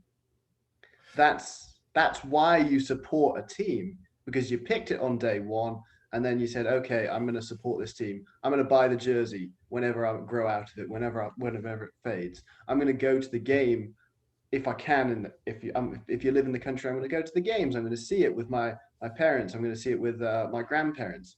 And then you also go, if you're an American fan, you say, okay, I'm going to watch the NBC games. I'm going to take the once in a lifetime trip experience to go to the Old Trafford game against Liverpool versus Manchester United. you're going to take that experience, you're going to spend that money. They have a captive audience. And I think that's how they know they're going to make money, because even if the team is kind of crap, if you can afford to make that once a year trip, you're Well, not the only no, I person mean, going to do but it. I think my there counter are to that 35 is million other fans that they can hit for that same thing this year. And there are 365 days in a year, and only about 40, 50 of them have a game on. yeah, no. And my counter to that, though, is as you are more successful, it generates more enthusiasm and it gets more people to be willing to spend more money, right? Um, you know, I, after these last couple of weeks, am kind of like done, with them I'm in that same place where you were a couple earlier, Will, where it's like, Still there. am I where you are, where it's kind of like, I'm kind of like done with you guys right now. All right. I can't guarantee that I'm going to keep getting up and going and tuning in the games and stuff like that. So the enemy of success isn't of the opposite of love isn't hate, it's apathy, right? It's apathy. And it's hard to okay, I can't take anything seriously anymore because G is here. Houston, we have a problem. Yes, Houston, we have a problem. Okay, did we see that Mike, by the way, I think this is just what I'm going to say is that this is just his way of paying tribute to Michael Collins, who passed earlier this week, the astronaut who was part of Neil Armstrong's mission to the moon, but the one who got jobbed and was responsible for staying up in space while they went down and walked on the moon. It's like the least known Beatle. It's always the guy that never gets the notoriety. So yeah, and also it's Houston Day. Why not? It just is a beautiful day, and just trying to promote the beautiful city of Houston and their great soccer team down there. I'm sorry, their football team. I knew this was because we're not Columbus by any means. So so. So if I pick Houston, do I have to wear one of those silly things you put on your neck? No. No. Okay. I'll wear it for an entire season for you. Okay. So this is the perfect time to transition from to much bigger and brighter and more Too Many Guys Soccer Show things, which would be hearing from Sean about the finale and what decision that he is going to make. Mm. So you said, Sean, that you had narrowed it down to a couple of choices. I have. Drum roll, please. Well, having rewatched last week's episode, because obviously I couldn't remember all the teams or all the pitches, my shortlist is down to Toronto or Houston. There we go, Drew. I had to make you happy. So I can't remember who was. You're Houston, obviously, G, aren't you? Who was Toronto? Who was pitching for Toronto? There we go. So I'm going to give you a minute each, and at the end of which, your soliloquies, I will obviously make my final decision between Houston and Toronto. Bearing in mind, one other thing I need to take into account, there's no one else who's Toronto, is that right? Are you the only Toronto fan, Steph? Yeah, and are you the only Houston fan, G? Yeah. So Philadelphia was sort of binned because there'd be too many Philadelphia fans. Do you know what I mean? We got to even this out somewhat. So there we go. So who wants to go first? Wise choice. Shall I flip a coin, or shall I left hand or right hand? Stead. Left. All right, you're on. You're up first, G. Okay. So your final pitch. Oh, my final pitch. Well, being another colony of the great country of Great Britain and England, we fought very, honorably, like, Houston, Sam Houston, trying to get the independence down there as America started to going from sea to sea. And in that beautiful, that fiber of war, we developed this beautiful city where we became a very intellectual place of higher education to bring over that space and article. I don't know, I'm about to bullshit, dude. I have no idea. It's a beautiful city. You know, things are bigger down there. Bring whatever you want to. It's a beautiful time of the year right now, where it's about 80 degrees, about 50 degrees in the nighttime. And you know, it's just it's a growing city. The soccer and football is growing right now. We just tied LAFC the other day, so we're looking really good with a very promising team. And you know, Toronto's been there, done that. You know, like, who cares? You know, they're Canadians. They got beady eyes and floppy heads, you know, just like South Park said. So, you know, whatever. So, go America, USA, go Houston, y'all. Thank Great you. bullshit. You're absolutely right. Yes, sir. So Hey, I'm just why, happy to be why in the should I? finals. You know, I see it as second place is still, you know, first place winner or first place loser. So we got three Gooners right now. So I'm happy. So well said, Okay. whoever said that. I don't know if it was William or Matt. So just so happens we get better pitches. Ooh, and pitches. So what's your counter argument, Stead? Why should I go for Toronto? I feel like Toronto is probably the closest thing you'll find to London over here in North America. Okay. Probably the closest thing you're gonna find. You know, you kind of have your own rivalry too. You know, there's the London Paris rivalry, the rivalry that Toronto FC goes with Montreal. So that's kind of also an English French thing going on there. So also I'll say that the time of day it is in Toronto, I believe, is the same as it is right here in Old DC. Whereas in Houston, I believe they're 1 hour behind. So you won't have to make such an adjustment to watch Toronto games as you would to watch Houston games. So those are what I feel like are probably the best things to do.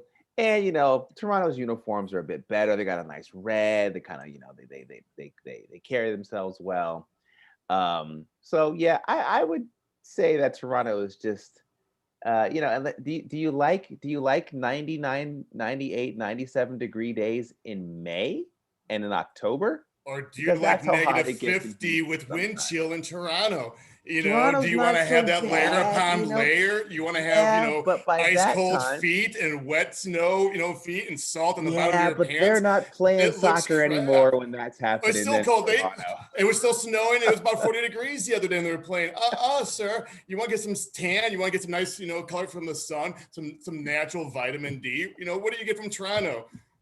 Vitamin So T. I do notice that Toronto are playing in the CONCACAF Champions League. Yes, that's our Yes. version of And the what, Champions what's League. that? So why aren't there any American teams? No, There are. Toronto playing in That's that? junior. It's a That junior is an high MLS league. Columbus That would be Crew. the equivalent. And Philadelphia not the- Union are still in it. Yes, but that would be the equivalent of having Swansea or Cardiff qualifying for Europe from the Premier League. That's the same thing as the Toronto team qualifying for Champions League because of the league they're playing in, not necessarily because of the fact that they're Canadian. Oh, Well, so they did win the league. actually They qualified. did. They qualified based on something else. They actually qualified by winning the Canadian Cup. So Yeah, they kind of. but Sean, but think of it this way: they've won like 7 of them, and they've only had 10. So the likelihood that they're going to qualify to the CONCACAF Champions League is much better than anybody else because they only have to beat Vancouver and Montreal, and they're in. So they're pretty good. See, but however, So it's a bit year, like our escape route through the Europa League to get into the Champions League. Exactly. See, but Houston never had a chance because, you know, we played it very safe last year with the COVID, and we just, you know, we stopped, you know, all soccer and all that type of stuff. So we're a very community-based, you know, team where we cared about not spreading this, you know, pandemic and stuff like that. So, you know, we're very kind of forward-thinking like that, where, you know, the other teams were still playing. They didn't really care about their Smoke teams, more where nicotine. Houston really did. So Smoke more nicotine. That's the way to get rid of COVID. Smoke more fags. science. That means cigarettes, Americans. That Sorry, means cigarettes. It means cigarettes. Oh yeah, we need to point that out. I had to point that out. It just means cigarettes. No, that's English slang. Like relax. Yeah. Relax. No. Okay, well, I think as SJW's we've calm got down. half an hour left, I will put everyone out of their misery. And considering now that I know that actually by following this team, I can go for multiple tournaments and increase the chance. And winning 7 cups out of 10 sounds good to me. That's almost as good as Arsenal's FA Cup record. So I'm going to have to side with Toronto, guys. I think that's going to be the team. Now I need to work out how I can find a shirt. We'll get you a shirt. We'll get you a can, shirt. we can help you with that one. Go Josie Altidore and No, I don't want Sean to pull a hamstring as he's walking his cat. So we're not going to get him a Josie Altidore jersey. well, Giovinco's gone. That's what I was going to get. But yeah, but Giovinco played great. Bradley. You can always wear Bradley. Giovinco You can easily get Oh, just Bradley Ron Phillips play for Toronto. No, this Yes. is Michael Bradley. Oh, Michael Bradley. Yeah. Michael Bradley. Yeah. Or you could go with the Like it. throwback and get the kid from Bayern, because remember he played for Toronto. Who? Davies. Didn't Davies play for I Toronto? thought he played for Alphonso Vancouver. Davies? No, he played for Vancouver. You're right. Yeah. And I'm not sure. Yeah, he played for Toronto, and I'm not sure where Jonathan Yeah. The other kid. Yeah. The I other know what you're kid. talking about. Yeah. I'll look that up real quick. played. Yeah. I thought one of them might have played for Toronto. It's entirely I possible. think Davies might have played for. He played for Whitecaps. Yeah. Davies was Yeah. Whitecaps. Sorry, without being rude, I should thank everyone else for all of their pitches last week, which I found very entertaining. Hey, I would like to know. I would like it to be known that despite the fact that I pitched Atlanta United, Philadelphia was still in it. Had it not, you've been more willing to upset the MLS balance of the pod. So Okay. we now have somebody in here who is going to root for a Canadian team, because we definitely weren't on that wavelength until Okay. Stead got involved. No, I like Bravo. I like the look and the sound of Toronto, and also I was once nicknamed Tonto, so that's the closest that I'm going to get, really, isn't it? Right. There you go. There you go. And we will, again, once we sort out what is actually going on in MLS, try and do an honest MLS preview. I can't figure it out. We did the show last week when we did the pitches. The next Wednesday, a day later, Philadelphia Union goes out and beats Atlanta 4-0 in the CONCACAF Champions League at home, and manages to lose 2-0.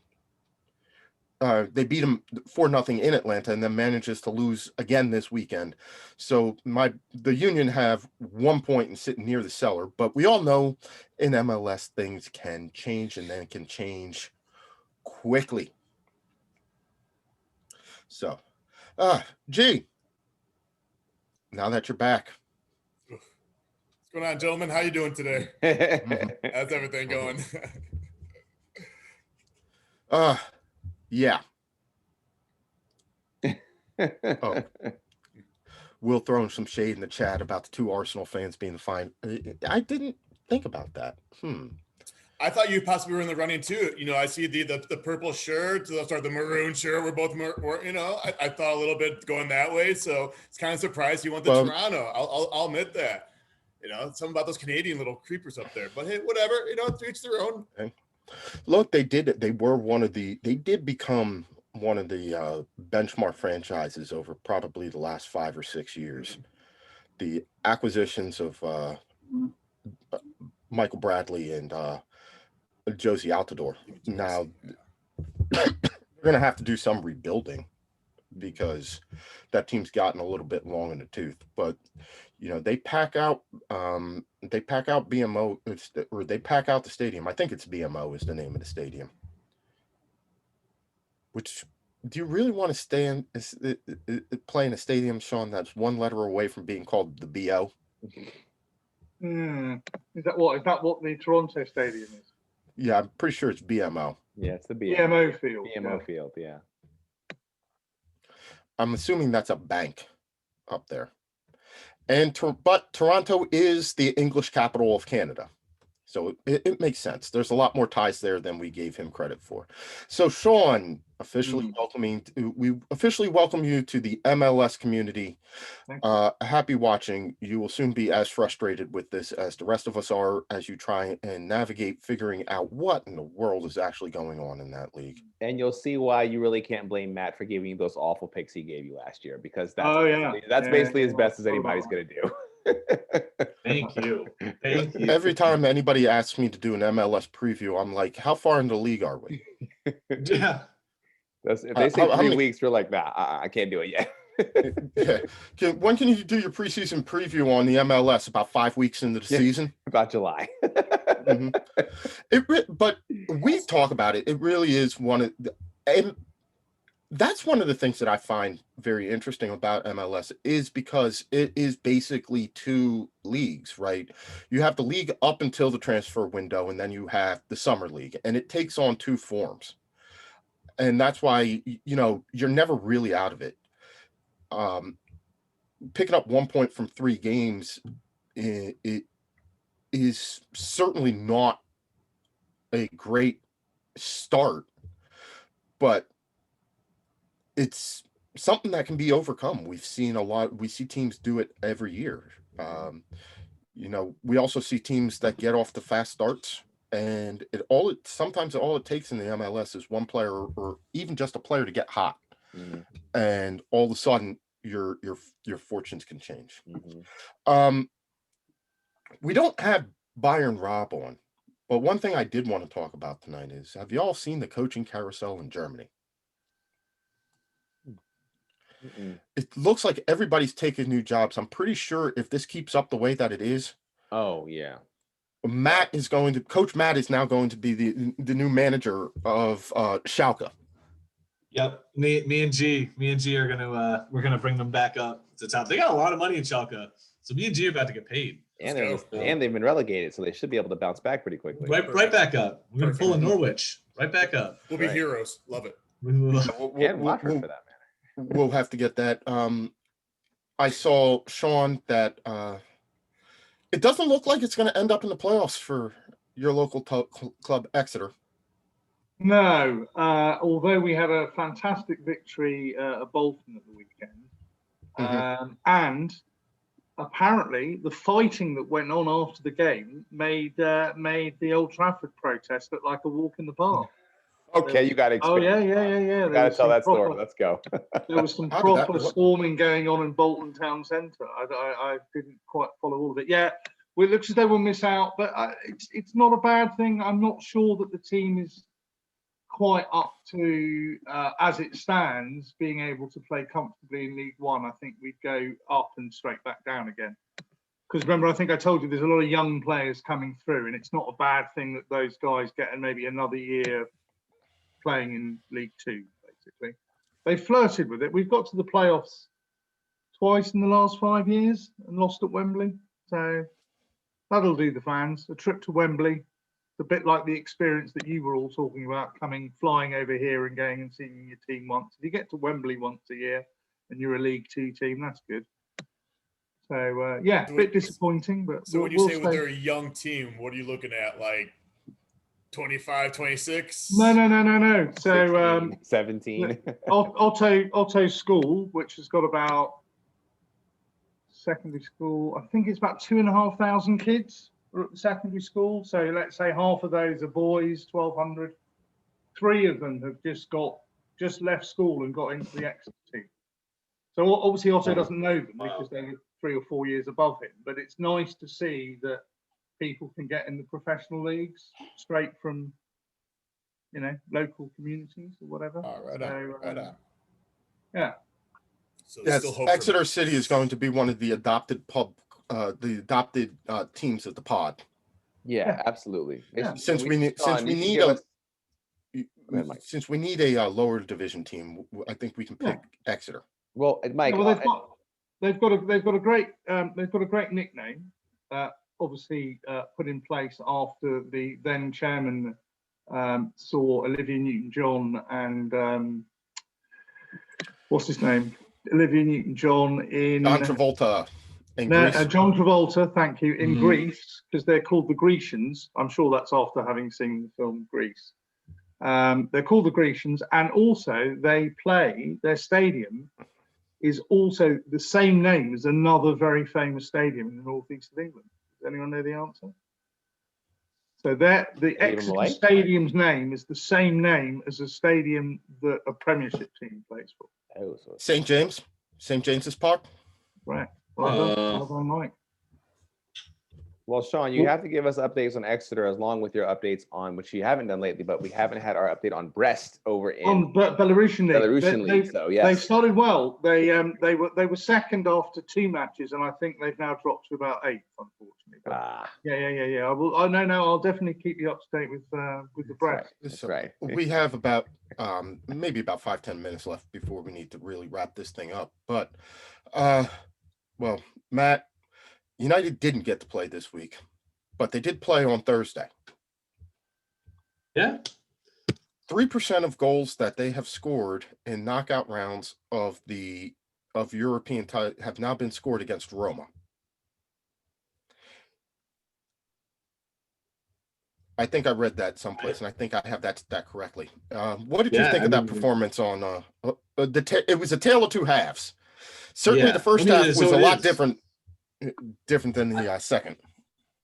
I saw a stat that was crazy the other day. It's Manchester United has the same XG in the first half as Arsenal, but they have the same exact amount of XG in the second half as City.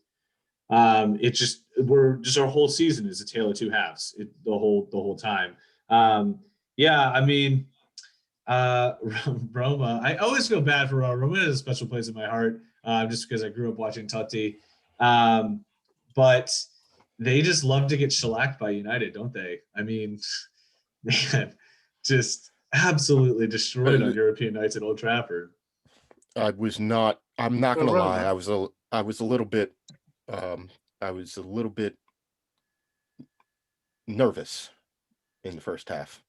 After that Yeah. penalty, I kind of gave up the ghost and was waiting for yet another Ole Gunnar Solskjaer semifinal collapse that Will had predicted so well. It didn't. Now, on the other side of this, Stead, G, Sean, you got the away goal. That was the most confusing thing. I mean, Sean, you set out early that you were a bit concerned about the lineup, and in my ever optimism pre-game, I tried to look into it and say, okay, well, this is something that's very new and very exciting. Let's see if something positive can come of this. And I can't say whether or not anything did or didn't because that game was not on Spanish TV. They showed the Manchester United game, so I couldn't necessarily watch the match, but from what I saw from the details, it sounded like that there was a team that was playing a game that very much would be reliant on having a center forward or a striker, and that lineup did not have one. So that was a bit odd. But on the flip side, though, even though Arsenal's performance was not the best, what I've read was that Pepe actually didn't look that bad. He looked okay. So getting an away goal was pivotal. I think if you have to if you can brush your way through the Unai Emery drama of the whole situation and just look at it as, okay, where does Arsenal sit right now? You're a 1-0 win away from going to the final. So you have to at least be relatively positive there. All I'm going to say about the game is kind of done with Ceballos. I just don't think he's an Arsenal player. I just don't think he's what Arsenal really needs right now. I mean, yeah, you can love his energy and his enthusiasm, but at a scale of 1 to 10, he scored a 1.15 on a player rating. So I don't think anyone could look much worse than he did that particular day. So I don't like dumping on players when they don't play well. I just feel like it's that experiment did not work. Sean, I'm gonna knock it over to you and G. Yeah, it's a bit worrying when you have a professional footballer that can't keep up with an ex-Tottenham central defender who's running down the field in fourth, and Ceballos couldn't even get anywhere near him. I'm looking at that going, oh dear.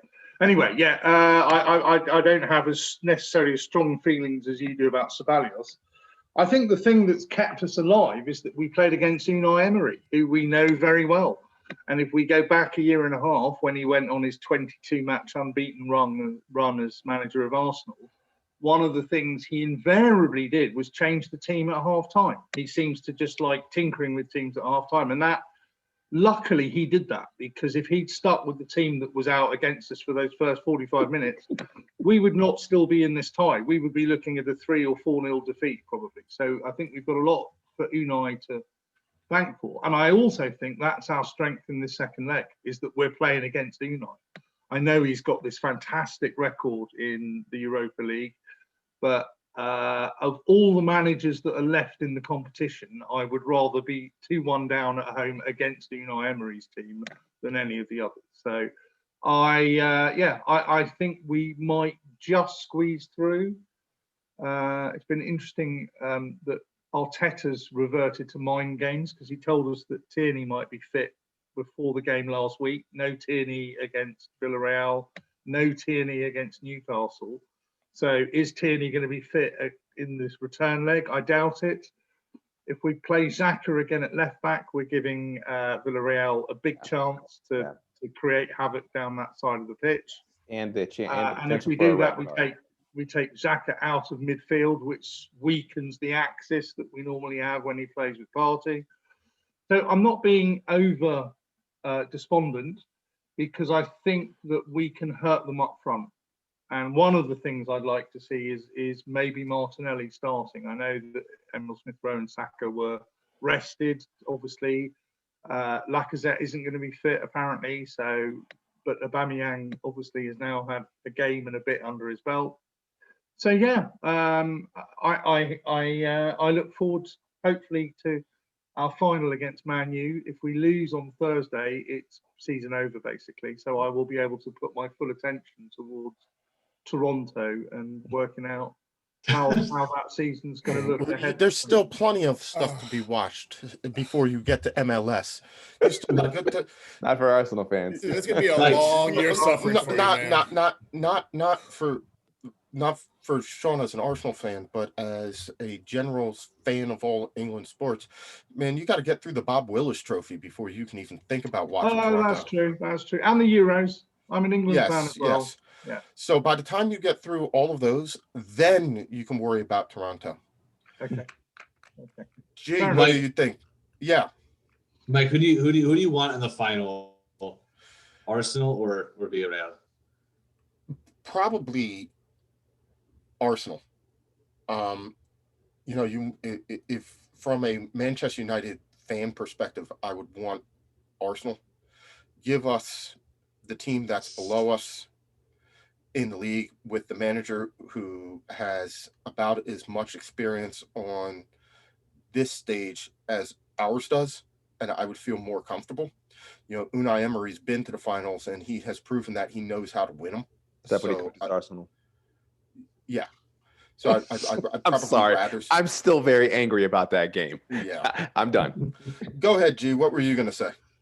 I pretty much said the exact same thing. I feel very optimistic. We're down, only one goal, but we have that one goal away. They're coming right now to Arsenal, and I just look at the odds, and we're up pretty heavily, actually, to win by a couple of goals. Looks like 2-0. So with that saying, I hope we know what Unai is going to bring here. We know his system. The players that played against him, they played for him. They know more or less. So there's a huge pull for Arsenal. And like you said, this is kind of what we said, that this is our final right now. We got to move on. If not, our season's over. Somewhere in our text string, someone said, the EPL is not really that strong compared to other leagues. And it almost seems like every single year we always have four, in the last, semifinals. And here we have a chance having, both sets of finals, UEFA and the Europa, having, four BPL teams in there. So it's phenomenal. Obviously, I would love to say have Arsenal, pull up another cup. But right now, we just got to take one game at a time. And right now it's against Unai. Some of the players from last time looked like they had dead legs. Their fitness wasn't really good right now. So hopefully Arteta saw that, worked on their fitness for, hopefully a week.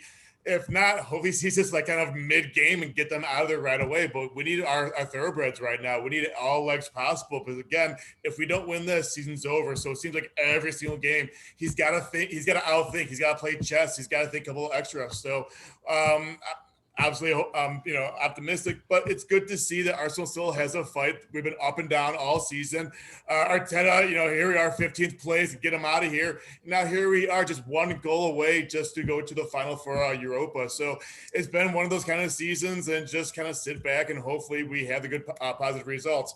So if not, then it's just a regular old season. We suck. We always knew that we're going to suck. But if we keep on winning, it'd be awesome. So Man U versus Arsenal, let's bring it. Let's see what happens.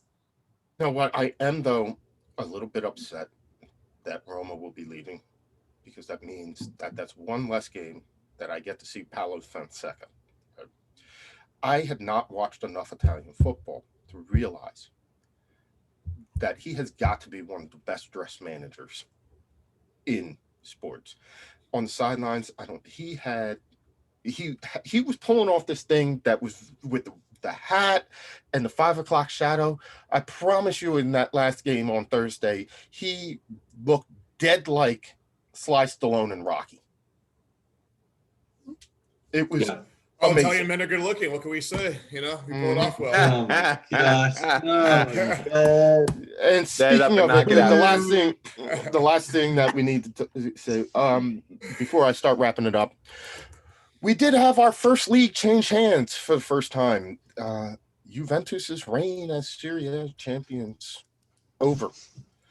Inter Milan officially declared the winner. Well, officially captured their first Serie A title in 11 years, and led to that title by none other than Romelu Lukaku. Cast off at Man United, definitely worth for Inter all 70 plus million. Cue the rumors about a return to the Premier League. Yeah. I don't think that would be a good idea for him. I don't either. I did read a very interesting article today, looking at just how he has changed his game since he went there. A different diet to lose weight, improve link-up play, positioning, really taking that transfer from United to heart and working to improve his game. I still think the Italian game is a little more suited for his style. Yeah. And the pace of the game is something that he can use, but it definitely looks like in his 2 years at Inter, he has turned himself into a more complete center forward than he was at any point in time when he was with either Manchester United or Everton. But if Chelsea wants to blow their money and pay, 100 million pounds again. No, I really hope Romelu stays where he is. I'm very, very happy for him as a player who I was wondering if he was just a guy who can only score goals against like bad teams. To see, though, I think my opinion of him really changed during the last World Cup, to see him playing out in the wing and seeing how he did have a much more versatile game than I originally thought. And yes, the Italian game does suit him, Mike. I remember you pointed that out to me a while ago when we were talking about this, and I've tried to catch as much as I could of Inter. And yeah, to see a guy like that who's cleaned up his diet a little bit and lost some weight and is still looks like two tree trunks running at you. He's still a load with an even lighter touch. Was even lighter on his feet. It's just a scary proposition. He's only going to get better. And, I'm sure Belgium is very, very happy right now. So just applaud Lukaku. I feel like he's earned it. He's really earned it. He's really worked at it, never complained, and is really, I think he's a model player. I think any team would be very, very happy to have him. I still think that there's a move in there, because I just don't think that the money on offer at Inter. No, I agree. It's going to happen. I mean, I don't think it's not going to happen. It's going to happen just because of what you said, the money. I just don't know whether it's going to be back to the Premier League, possibly, to PSG or, Real Madrid. Real Madrid makes sense to me. That makes the most sense. Someplace in maybe. He's getting murdered there. It'd be the worst move ever. If you had 100 million, would you buy Kane or would you buy Lukaku? It depends on for what team. No, I'm just saying, if you had 100 million. If I had 100 million and I was buying, both those players are going to be on the market. Both those players are going to be on the market. I would probably, for Man United, probably make it go with, and I had to choose one. I would probably go with Kane. I think he has a little bit more to his game, and he's a more consistent finisher. I've seen Lukaku in that system, and I know that doesn't work. But So that would be why I would hedge. If I was in Italy, I would probably stick with Lukaku because the physicality that he plays with is always going to give him an advantage. Yeah, I hear Inter can't afford to keep the same squad. They just haven't got the money. That's why I said there's no doubt in my mind that he's going to move. Yeah. I would love to see him stay, but there's just not enough money in Italy outside of Juve. Now, it could be that Juve looks around and says, hey, here's a guy who's knocking them in Serie A. Let's take the proven article and bring it down here, and we can start, he will give us something different than we have. I think we can all agree that a move back to the Premier League for going back to Chelsea is just going to be. I just don't see how that works. We've been through this before. I've already seen been through this before, and it didn't work. Right? It didn't work, and I understand that it's a different manager, but why are you going to make that move? What makes them think that he is somehow different than the guys that they have? Because you have two very similar players, and Timo Werner and Tammy Abraham already on your roster, and they're not working for you. Why are you going to put him? Why are you going to spend? It just seems like a foolish way to spend money. But hey, it's not my 100 million. And it's Chelsea. It's not my 100 million, right? And Chelsea will spend money and not even bat an eye. As a career move, I don't necessarily agree with it, and I would like to see him not. But for him, if he's going to get that paycheck, man, make your money. Don't let that money make you. Dude, what if he ends up at Manchester City? As a replacement. There's no way. Well, I don't think he would. Okay. There's just no. Pep's not going to take him. I love. I'm just saying. Let me ask you this though: would you be surprised if it happened? I would be a little bit surprised. I really would. But I wouldn't be surprised. He's not a Pep player. No, understood. He's not. I'm not saying that. I'm just saying I wouldn't be surprised if it happened. That's all I'm saying. I get where you're coming from. Yeah. I get where you're coming from. It's that hypothetical nature, like all things being equal, but we know everything never is equal. Tevez, I still think that Ole's being way too benevolent, trying not to sign Aguero. Yeah, way too. Yeah, we should.